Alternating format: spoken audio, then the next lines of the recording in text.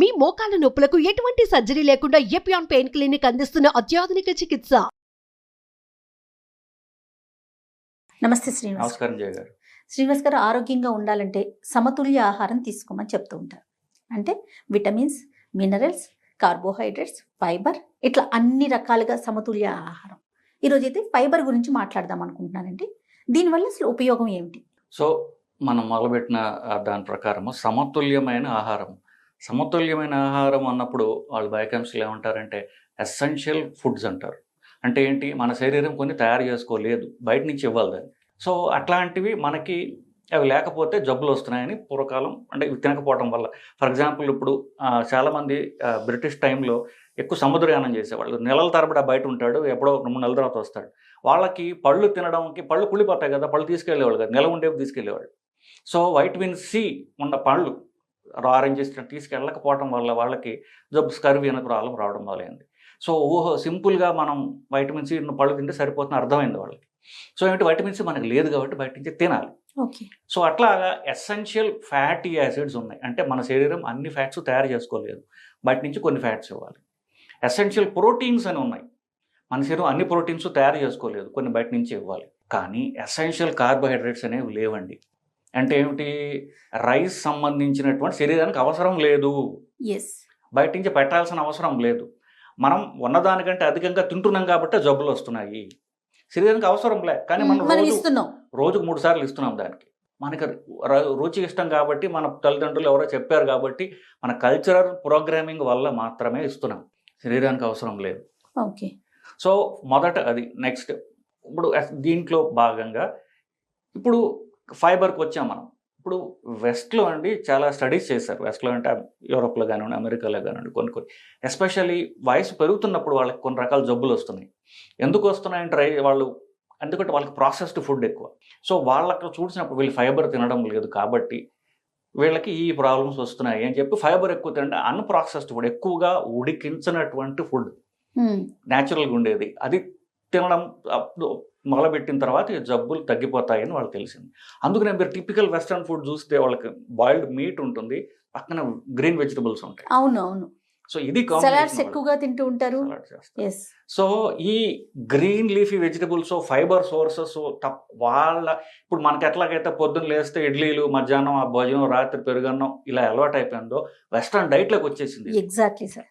ఈ ఫైబర్ తినడం అనేది, అంటే ఫైబర్ సోర్సెస్ ఏవైతే వాటిని తప్పనిసరిగా పెట్టాలి, ఇంక్లూడ్ చేసుకోవడం వాళ్ళ కల్చర్లో భాగం అయిపోయింది. సో వాళ్ళకి హెల్తీ పారామీటర్స్ బాగా నార్మల్ అయ్యాయి. ఇప్పుడు అఫ్ కోర్స్ వాళ్ళు మనకంటే ఒక 50 ఏళ్ళు ముందున్నటువంటి కల్చర్ వాళ్ళు, దేశాలు హెల్త్ పరంగా. సో మనం ఇప్పుడిప్పుడే మనం డైట్ మార్చుకోకపోతే మనకి ఈ ఫైబర్ తక్కువ అవడం వల్ల జబ్బులన్నీ కూడా పెరుగుతాయి. ఓకే. ఏ అంటే ఆహార పదార్థాల్లో ఉంటుందండి ఫైబర్? పీచు పదార్థాలు, సింపుల్గా చెప్పాలంటే, కాంప్లెక్స్ చేసుకోకుండా ఉండాలంటే, ఎక్కడెక్కడైతే పీచు పదార్థాలు ఎక్కువ ఉంటాయో, తీపి తక్కువ ఉంటుందో అలాంటి. ఫర్ ఎగ్జాంపుల్ ఇప్పుడు తీపిగా ఉండేది పండు అంటాం, తీపి లేనిది మనం వెజిటబుల్ అంటాం. సో తీపి పండు కానిది తినాలి. ఫర్ కీర అనేది కీర పండు అన్నాం, టమాటో పండు అన్నాం, టమాటో ఇస్ వెజిటబుల్. సో టొమాటోలు, కీరకాయలు, క్యారెట్లు ఇవన్నీ కూడా రాగా అన్కుక్డ్గా తింటే అది సలాడ్ అవుతుంది బేసికలీ. ఓకే. అట్లా కాలీఫ్లవర్ కానివ్వండి, క్యాబేజ్ కానివ్వండి, ఒక రకమైనటువంటి బీన్స్ అంటే ఒట్టి బీన్స్ కావచ్చు, బఠానీలు కావచ్చు, రాజ్మా ఒక రకమైన రాజ్మా కావచ్చు, ఆకుకూరలు బేసికలీ. ఒట్టి ఆకుకూరల్ని ఉడికించుకొని తినచ్చు మనం. ఓకే. అన్నంలో కాకుండా ఒక సలాడ్ లాగా బేసికలీ. సో ఇట్లాంటి వాటి ఎక్కడైతే పీచు పదార్థం ఎక్కువ ఉంటుందో అలాంటివి అన్నం ముందు తింటే, అన్నం తినేసిన తర్వాత తినే మనకి ఖాళీ ఉండదు కదా, ఇది అన్నం ముందు తిన ఆకలి చచ్చిపోతుంది. మనకి చచ్చిపోతుందని చెప్పడం ఒక తగ్గుతుంది, ఆకలి తగ్గుతుంది. ఆకలి తగ్గడం వల్ల మనం అన్నం తక్కువ తింటాం. సో మన తెలివి ఎక్కడ ఉంటుందంటే ఈ సలాడ్ని ఇంట్రెస్టింగ్ ఎలా చేసుకోవడం, రుచికరంగా ఎలా చేసుకోవడం.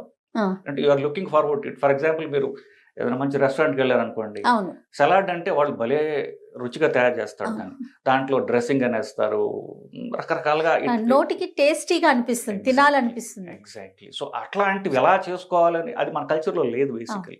ఇట్లాంటివి మనం అలవాటు చేసినట్లయితే మనకి క్యాలరీస్ తగ్గుతాయి, మనకి తిన్న ఫుడ్ మనం ఎంజాయ్ చేయగలుగుతాము, ప్లస్ మనకి షుగర్, బీపీ కాజ్ చేసేటువంటి రైస్ కానీ ఇవన్నీ కూడా మనం తక్కువ తింటాం. ఓకే. ఇది మన శరీరానికి ఎంతవరకు అవసరం, దేనికి ఉపయోగపడుతుందండి ఫైబర్ అనేది? సో ఇప్పుడు ఫైబరు ఫైబర్తో మీరు ఏం తిన్నారో దాని అబ్జార్ప్షన్ తగ్గిస్తుంది పొట్టలో. So for example red meat తినడం హానికరం, చాలా కొలెస్ట్రాల్ ఎక్కువ ఉంటుంది కాబట్టి. రైస్ హానికరం, స్వీట్లు హానికరం, ఆల్కహాల్ హానికరం, ఇవన్నీ హానికరం. దాంతోపాటు మీరు ఫైబర్ తిన్నారు అనుకోండి, దాని అబ్జార్ప్షన్ స్లో డౌన్ చేస్తుంది, లేదా కిందకి పంపించేస్తుంది శరీరంలో పోకుండా. సో హార్మ్ఫుల్ ఫుడ్ యొక్క అబ్జార్ప్షన్ తగ్గిస్తుంది. మీరు అదే పొట్టండా తిన్నట్లయితే కనుక మీకు ఆ హార్మ్ఫుల్ ఫుడ్డే లేకుండా మీకు క్యాలరీస్ తగ్గించి ఆకలి తగ్గిస్తుంది బేసికలీ. ఇంకొకటి అండి, ఎక్కువ పేగుల క్యాన్సర్లు ఎవరికైతే వస్తాయని ఇప్పుడు ఫ్యామిలీ రిస్క్ కానీ ఎవరికన్నా ఉన్నప్పుడు, ఎస్పెషల్ అమెరికన్ స్టడీస్ వాళ్ళకి ఏం తెలిసిందంటే పీచు పదార్థం తినకపోవడం వల్ల పేగుల ప్రాబ్లమ్స్ ఎక్కువ వస్తున్నాయి. అది క్యాన్సర్ కావచ్చు, మలబద్ధకం కావచ్చు, కాన్స్టిపేషన్ కావచ్చు, గట్ హెల్త్కి.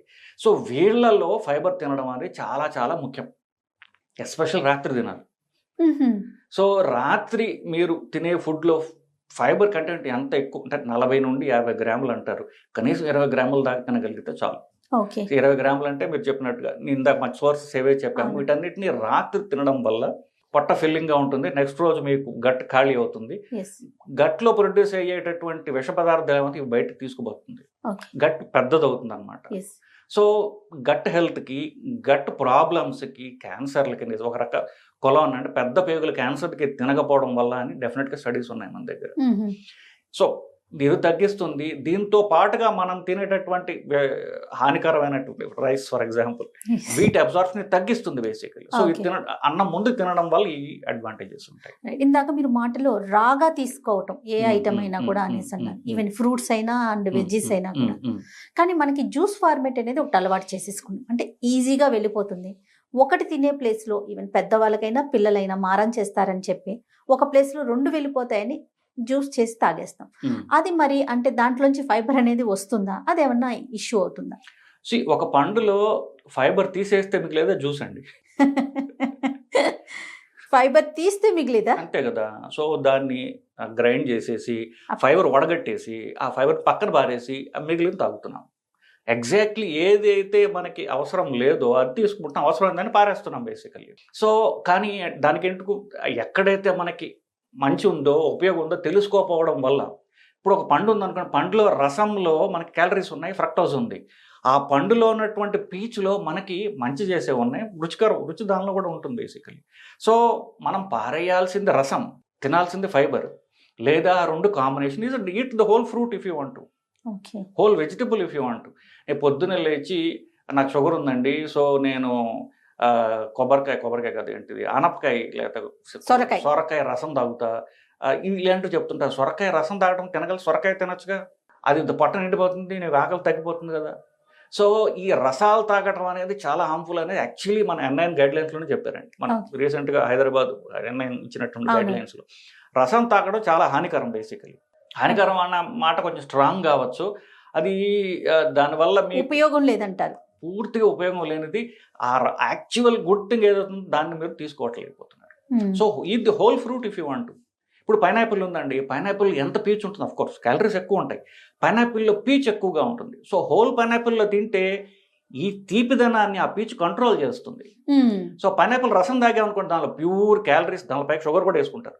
సో ప్యూర్ క్యాలరీస్ తింటున్నారు తప్ప అసలు ఉపయోగపడే దీన్ని తగ్గించేటటువంటి ఫైబర్ని పారేస్తున్నాం. సో ఫ్రూట్ మొత్తం తినడం అవసరము, ఫైబర్ పారేస్తే దాన్ని ఇంకా హానికరం చేసుకుంటున్నారు మీరు. అప్పుడు మనం అన్నం తిన్నాం అనుకోండి, పొట్ట నిండుతుంది. పొట్ట నిండే అంత ఫ్రూట్ జ్యూస్ తాగారు అనుకోండి, క్యాలరీస్ డబుల్ అవుతాయి. ఎందుకు? ఎక్కువ డ్రింక్ లిక్విడ్ కాబట్టి ఎక్కువ తీసుకుంటారు మీరు ఇంకా. సో సాలిడ్ కంటే లిక్విడ్ వాల్యూమ్ ఎక్కువ తీసుకుంటారు మీరు, సో క్యాలరీస్ ఇంకా ఎక్కువ పెరుగుతాయి.